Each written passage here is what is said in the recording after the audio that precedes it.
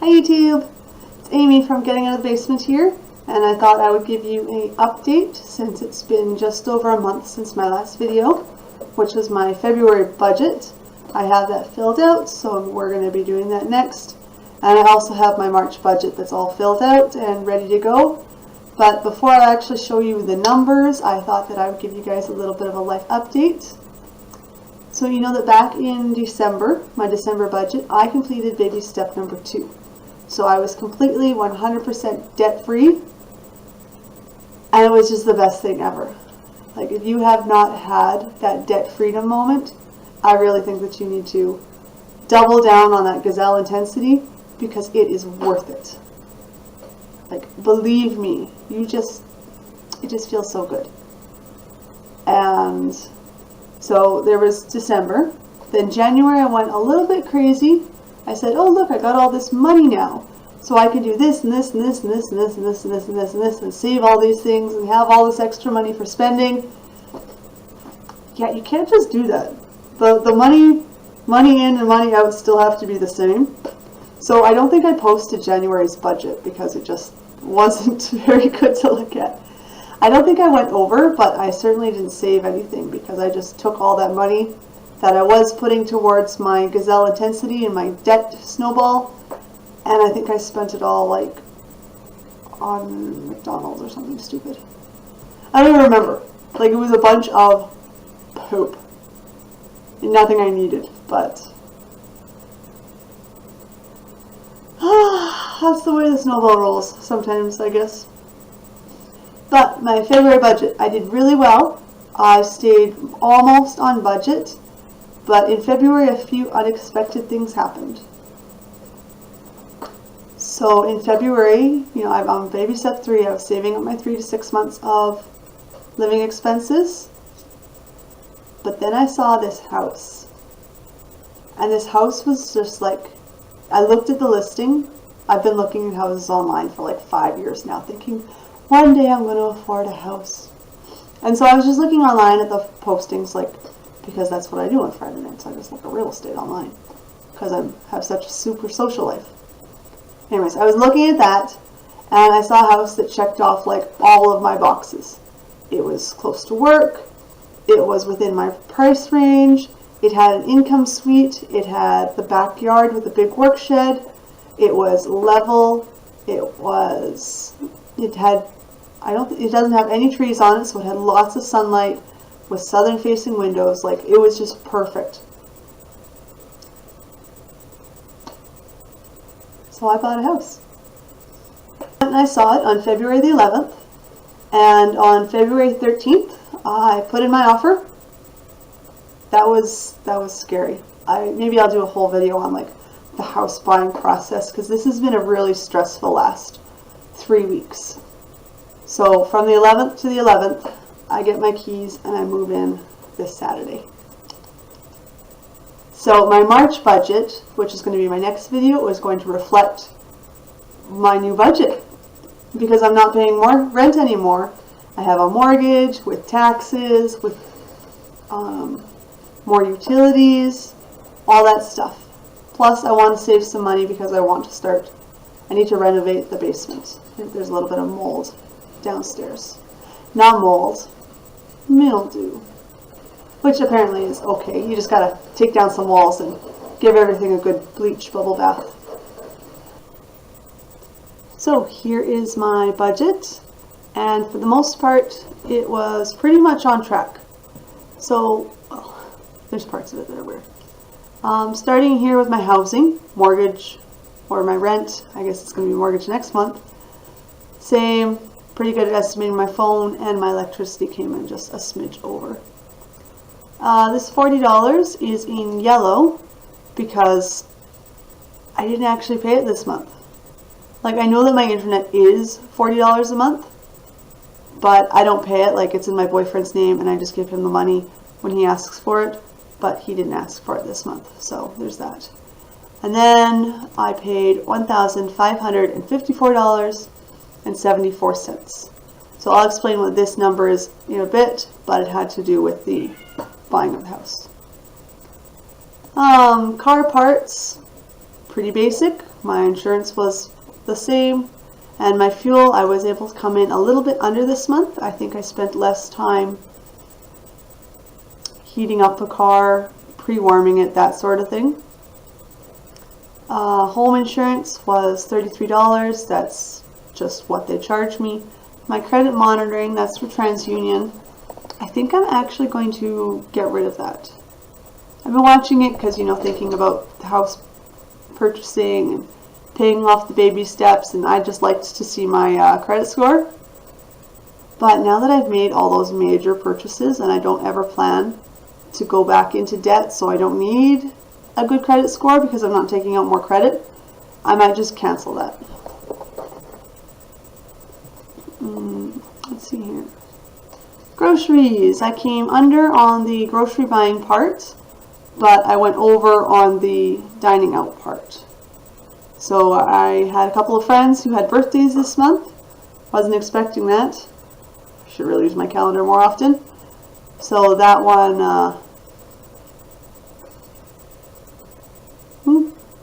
I think overall, in my food category, I came in $5 under, so I'm not mad about that. Pets. I bought the kitty cat a couple of canned foods. She's being a pain in the butt right now. So I came under for her cat food. But the pet insurance, I guess I forgot about taxes. And even though the spay itself was $100, they had to do the pre-spay exam first. She is sleek and shiny. But anyways, that came to a little more. I don't know exactly how much because my mom went and got her for me. I was at work. So she went and she got her from the exam and she just paid for it on her credit card. And then she wouldn't tell me how much it cost. So I snuck $130 into her purse because I figured it was about that. But she didn't tell me the exact cost. So I'm going to say $130, which puts me at $2 over for kitty care. For my massage, I paid $60, $40 for the copay, and $20 for my actual massage. That's all good. Then we get to the other stuff category. I already see that I went $309 over budget. Oops. At least I hope you can see that. I hope that my face, my picture here, isn't directly over the boxes. Other stuff, I don't even remember what that one was. I don't remember what I bought. I think I bought something for my school. So $45 for the glue sticks. $52.25. I have the receipts around here. I know that I didn't buy the pair of jeans that I actually set aside that $50 for. But I must have bought something clothing related. I'm bad at this budget, I know. And then the big one here is school things. So I know I said when I was setting this up, I'm not going to pay things for my school. They can just provide me with what I need. I can't help it. I need to make myself a bigger budget for school things because I just love buying lesson plans way too much. And I don't know if anyone out there is a teacher. So teachers pay teachers. No matter what I'm looking for, tactile, video, worksheet, test, review, game, task cards, whether I want them to be cutesy or whether I want them to be serious, whether I want them at a grade 8 level or at a grade 12 level, anything you want, you can find it there pretty much. And it's also reasonably priced. I think to myself for a lesson plan, if I can save myself an hour's worth of work designing, and I know that I would spend at least an hour because I'm one of those people that I'm just going to tinker with this font. Anyways, I do a lot of things like that. If I can save myself an hour minimum by paying $1, yeah, my time is worth more than $1 an hour. Even if all I am doing is playing Warcraft. Yes, I play Warcraft. I haven't been actually paying for it for a while because you can buy a subscription with in-game money, but Warcraft is there. That's my Walmart tab. So yeah, I spent a lot of money. I bought an entire, a full course in a box for $270. And I thought, you know, if that saves me my year's worth of prep there, that is a really good deal. I think it was $270. No, $197. There you go, it was even cheaper.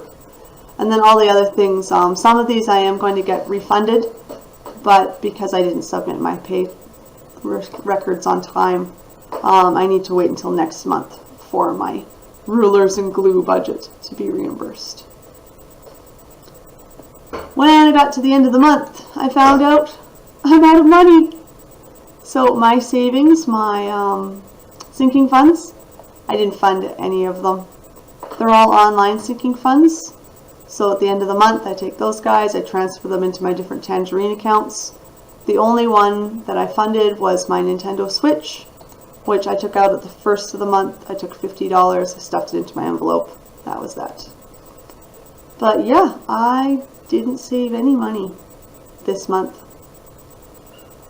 But I needed to not save the money because I spent the money over here buying a house.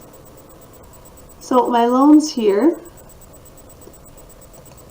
in February I didn't pay anything, but I will be changing this to show that this one, instead of saying credit cards, will now say mom loan.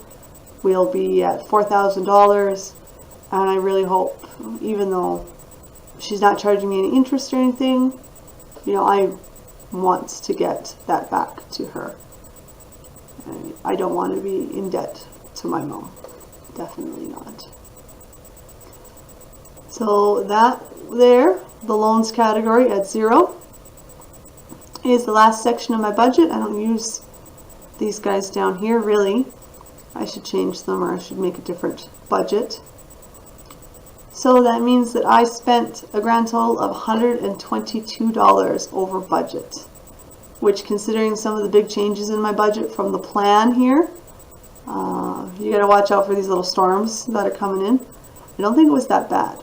And I think it was really helped because in February, I got my pay increase. That's why I felt a little bit justified with buying the lesson plans. I figured if I'm making $200 more a month, I can spend $200 more this month. I won't notice it. But overall, all the things that I bought were big things. And then I got a check for $52 for a GST credit. So thank you, government. This other category, the $1,500, this is how it's broken down. And I'm going to update this page too because I want to give you guys some numbers. Maybe I'll start a series, how to buy a house, how much it actually costs, because there were some things I'm finding so far that nobody tells you how to buy a house or how expensive it is. Everyone talks about the down payment and, you know, you have to get your 5, 10, 15, 20% down, but there's lots of other little fees. So the day that the seller accepted my offer, I had to come up with a deposit, $1,000 right there. Boom. A few days later, I paid to have the inspector out. Now, everyone was highly recommending that I get an inspection. I'm glad I did. For $550, she spent 6 hours probably at the house looking at things, and then she went home and she typed up this like 37-page document with pictures and details and like showing me every nook and cranny of the house and parts of the house I didn't even know were there. I didn't look in the attic during my tour, my walk around obviously, but she showed me up there and it was interesting to see. And then because I really wanted to get the report from her, I had to get the money to her quickly. I did spend the extra $3.50 to e-transfer it to her. So, yeah.